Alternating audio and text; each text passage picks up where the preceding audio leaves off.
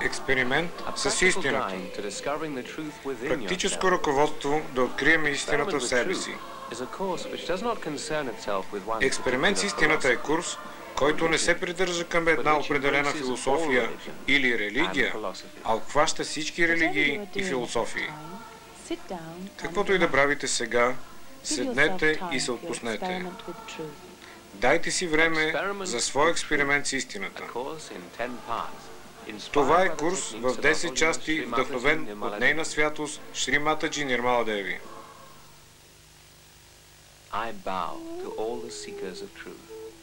Покланям се на всички търсачи на истината.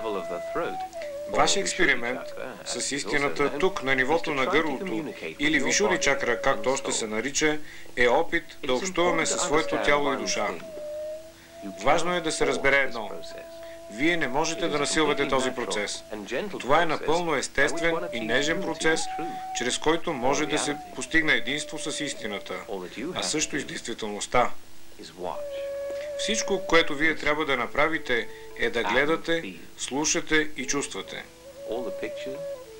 Всички картини, цялата музика, звуците на природата така са подбрани, за да ви помогнат да се пренесете в област, където вашите чувства, неспособни да усетят покоя сега, стават по-изострени. Преди да започнем експерименталната част от програмата, ние ще повторим въведението. Как може да експериментираме с истината? Истината е това, което е. Тя не може да бъде изменена или вкарана в човешки категории, но истината може да бъде почувствана. Вашето собствено тяло е инструмент на истината. Във всяко човешко същество енергийните центрове могат да се открият в автономната нервна система. Те са свързани с всяка клетка на тялото чрез нерви и са наречени чакри. Тези центрове са директният инструмент на истината. Те отразяват както разрушителното, така и съзидателното поведение на човека към неговата среда и към самия себе си. Страхът, тревоги, стрес, гняв, алчност, егоизъм възбуждат нервите в тялото и претоварват енергийните центрове. С помощта на нервната система може да се открие причината за положителното или отрицателното отношение към живота, а също и причините, защо идват болестите. Как става това? Сакралната кост, точно в основата на гръбначния стълб, се намира сила. Тази сила е известна като сила от женски род, майчина или първична. От антични времена е наречена кундалини.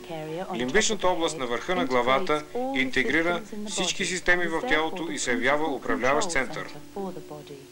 Експериментът с истината започва, когато вашата кундалини се издига по гръбначния стълб, за да освети тази лимбична област. Когато това се случи, е постигнато ново измерение във възприемането, чрез което вие се научавате да чувствате енергийния поток в своето тяло, по ръцете си и всички нервни центрове, а следователно и всички органи, а също и отражението на тяхното състояние на ръцете и по всеки от върховете на пръстите. Чрез тази финна система за възприемане на истината, която е система за изразяване на истината за всичко, вие получавате възможност да овладеете себе си и това ще бъде вашето правилно поведение към Бог, природата и човечеството. Каквото и да чувствате сега, това е информация за вярното състояние на вашите енергийни центрове. Това е и вашият експеримент с истината. Вие може да я почувствате на своите ръце, над главата, в своето тяло и в сърцето си.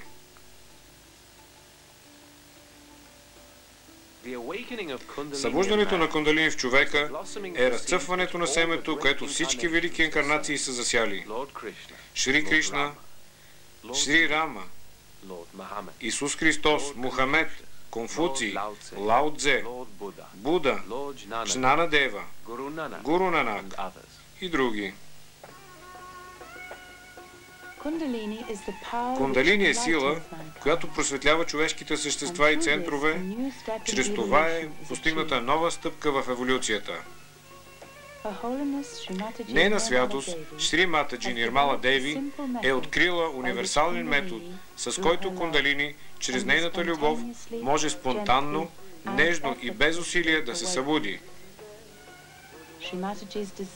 Желанието на Шри Матаджи е да даде това на всички, които желаят тяхното просветление чрез тази майчина първична енергия.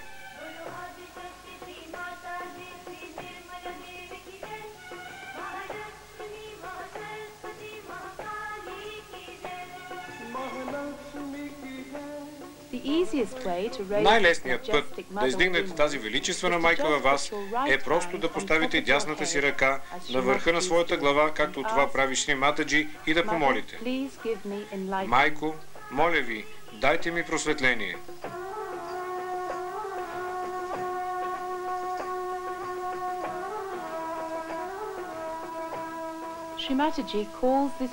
Шри Матаджи нарича този процес Сахаджа йога.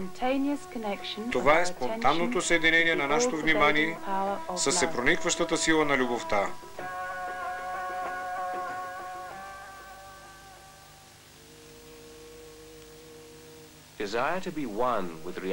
Пожелайте да бъдете едно с природата. Пожелайте да бъдете едно с истината.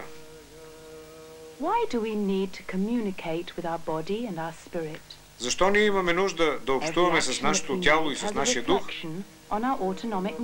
Всяко действие, което извършваме, има своето отражение в нашата автономна нервна система.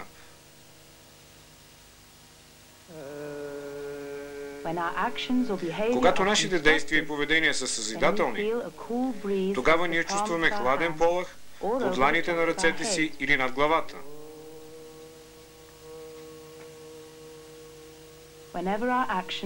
Когато нашите действия или поведения са разрушителни, ние ще чувстваме топлина или изтръпване под дланите или върховете на пръстите. Нашите ръце са като говореща карта, с която ние можем да открием кои са енергийните центрове, които имат проблем, а също и причините за безпокойството в нашето поведение. Например, ако има проблем в сервикалния плексус номер 5 на схемата, това ще се изрази като бодване или топлина, а в по-широкият смисъл ще се прояви като увреждане или заболяване в тази част на тялото. Същото ще случва и с другите пръсти, когато съответстващите им центрове в автономната нервна система не са балансирани и са обезпокоени. Така вие ставате свой собствен господар. И тъй като вие знаете своите собствени проблеми и причините за тях на по-дълбоко и финно ниво, вие също знаете как да се захванете с тези проблеми. Моля ви, седнете си с правен гръб, отпуснете се, кръстосите крака на пода, ако ви е удобно, или ако предпочитате да седите на стол, събуйте обувките и раздалечете крака. Поставете ръцете си с отворени длани нагоре върху скута. Присъединете се към нашето медитативно пътуване. Отделете време за този експеримент. Опознайте себе си. Етерът е елемент на Вишуди чакра. Той ви помага да изчистите този енергиен център, а и също да го уравновесите. Гледайте, слушайте. Експериментът е ваш. Вие сте част от вечното настояще.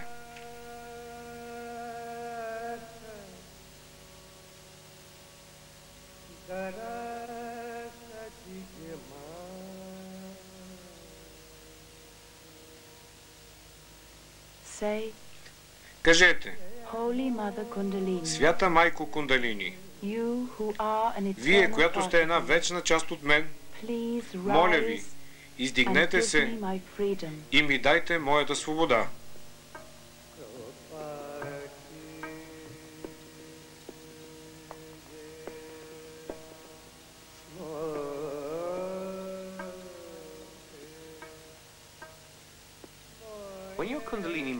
Когато вашата кундалини се движи, вие може да почувствате хладен полъх по лицето и над главата, по дланите на ръцете.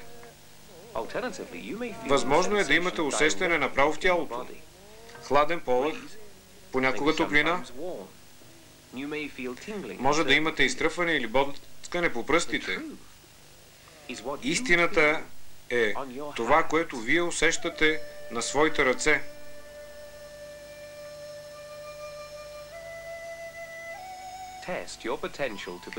Изпитайте своите възможности да овладеете своето вътрешно финно същество.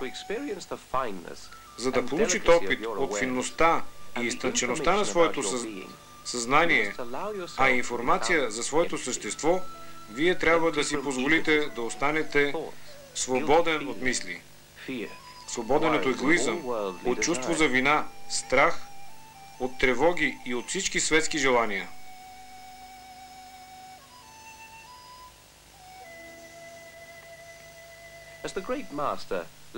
Както великият учител Лао Цзе казва, действай, но не ликвидирай, създавай, но не притежавай, заповядвай, защитавай, но не заповядвай. Това е скритата истина на добродетелта. Освободи ума си от всички лъжи. Нека твоето сърце да бъде спокойно. Наблюдавай бъркотията на съществата, но съзерцавай тяхната отплата.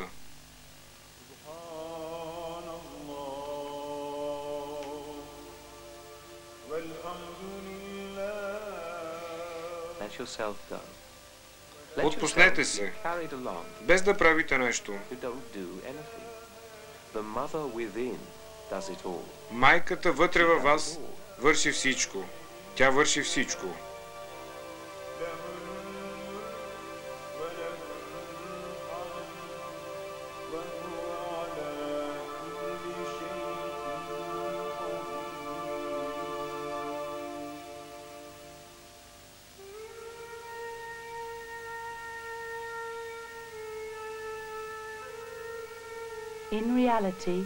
В реалността за вас няма време. Вие сте тук, вие сте и сега. Позволете на себе си да сте едно с картината и музиката.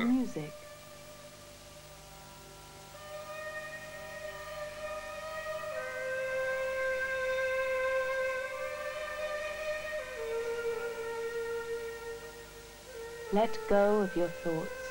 Нека си отидат всичките ви мисли. Let go of your desires. Нека си отидат всичките ви желания. Let go of your worries. Нека си отидат всичките ви тревоги. Let go of your fears. Нека си отидат всичките ви страхове. Do not feel guilty. Не се чувствайте виновни. The ocean of joy awaits. Океанът на радостта ви очаква.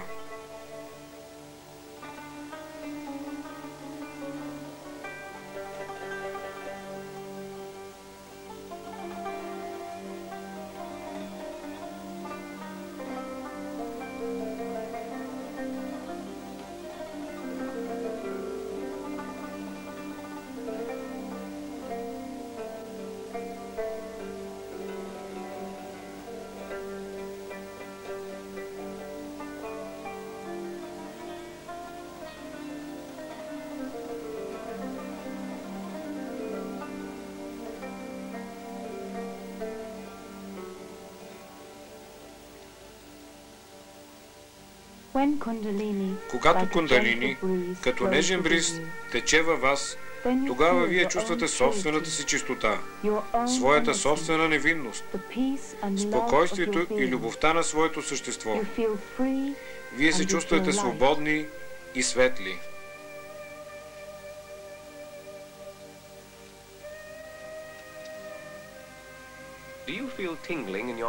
Когато усещате изтръпване или бодване по своите ръце, тогава чувствате своя дух. Той ви говори. Слушайте го. Слушайте своето вътрешно себе. Медитацията започва, когато чувствате хладен полъх над главата. Оставете се и без да вършите нещо. Майката във вас върши всичко. Тя върши всичко. Свещата Нума на древните гърци, за бриз или дух, е наречена Зои и означава живот, майка на всичко.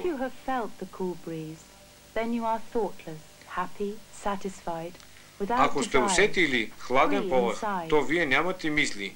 Щастлив сте, удовлетворен, без желание, свободен отвътре и вие сте силен и обширен, както небето. Ако не сте усетили хладен полъх, то има проблеми в този център на схемата номер 5 на врата. Нервите в този център са възбудени и се проявяват като изтръпване или топлина по показалците.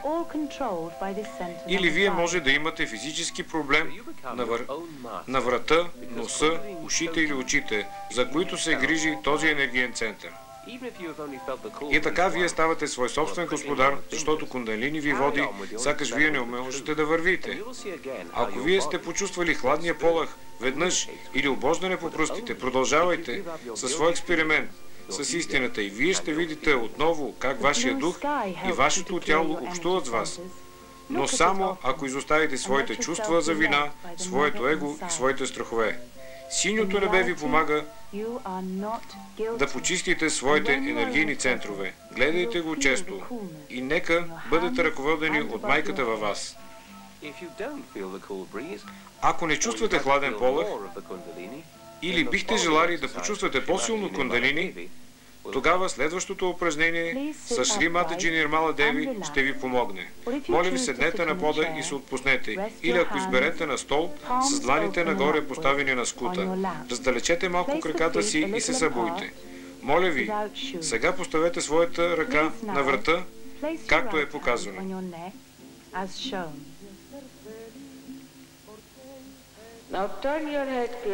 Обърнете глава надясно. Тук трябва с пълна увереност да кажете: моля ви, вярвайте какво ви казвам. 16 пъти. Майко, аз не съм виновен.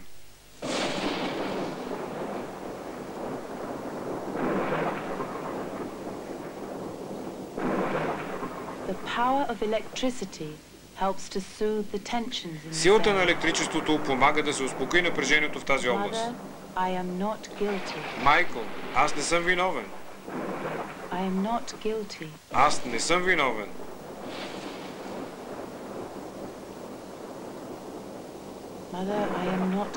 Майко, аз не съм виновен.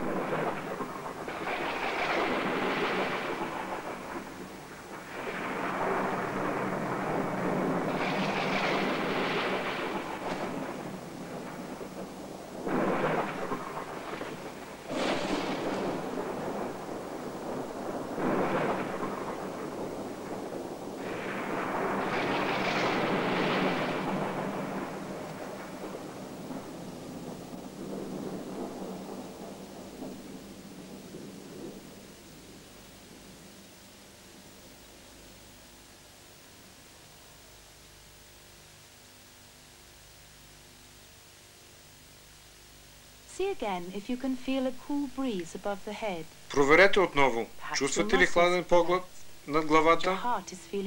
Може би мускулите ви са отпуснати, а сърцето ви се чувства по-леко. Упанишад. Прана е дъх. Майтрея, Праджапати се преобразиха като въздух. Те проникват във вътрешното същество на хората, за да просветлят съзнанието им. А дъхът беше неговото тяло.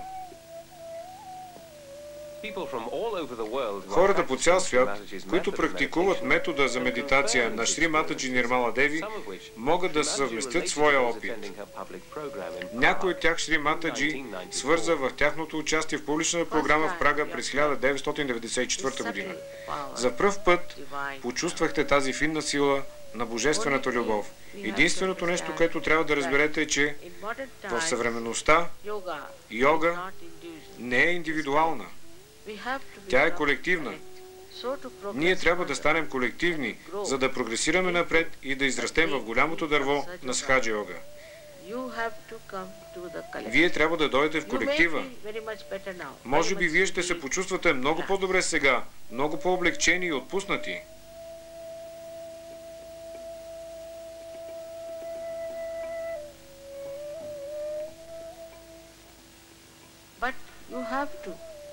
Но вие трябва да знаете своята отговорност. Защото трябва да дадете това на другите, да го разпространите на другите.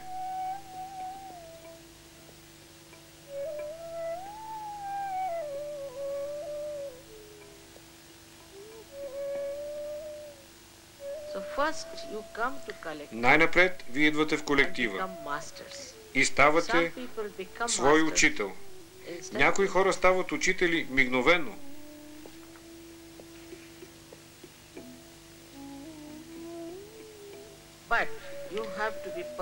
Но вие трябва да сте съвършени в познанията, както за центровете, както за кундалини, така за всички божествени закони. Аз съм изнесла повече от 4000 лекции на английски език. Те са много финни. Вие трябва да сте в състояние да ги разберете и усвоите. Затова, моля ви, всички елате в колектива. Когато аз идвам, има много хора, но те се загубват, докато дойде следващия път. Така те остават на същото ниво. Как може да помогнете на себе си или на своята страна, или на целия свят? Вие не бива да плащате за нищо, дори когато идвате в колектива. Когато чувствате този хладен полъх, то вие сте в реалността. Вие чувствате истината. Вие може да откриете тази истина във всички култури. Североамериканските индианци имат силно чувство за колективно съзнание. Тяхното поведение обхваща не само хората и животните, но и цялата природа. Вождът, наречен Червеният лос, казва: когато наранявам околните, аз наранявам себе си. Чувствам как моето тяло кърви, като увреждаме земята. Това, което ръката ми захвърля, моето тяло приема обратно.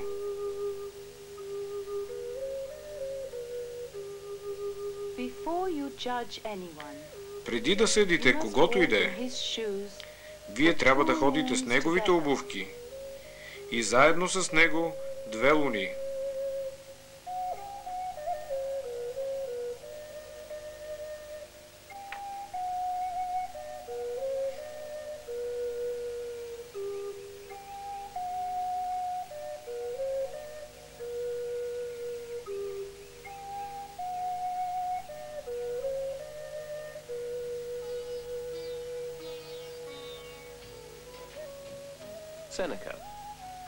Сенека. Човек, който мисли само за себе си и се опитва да извлече полза от всичко, никога не може да е щастлив. Така че, ако желаете да живеете за себе си, живейте за другите.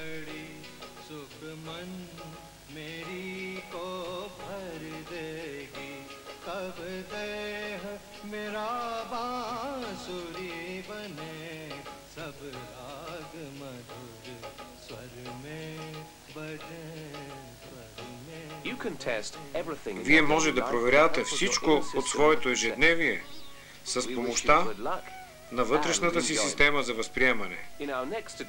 Ние ви желаем успех и наслаждение.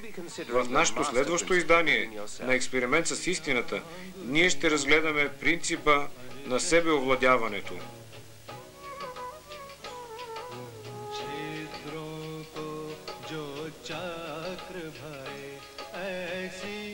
तेरी धुन है बह जाए हर नस झंकार से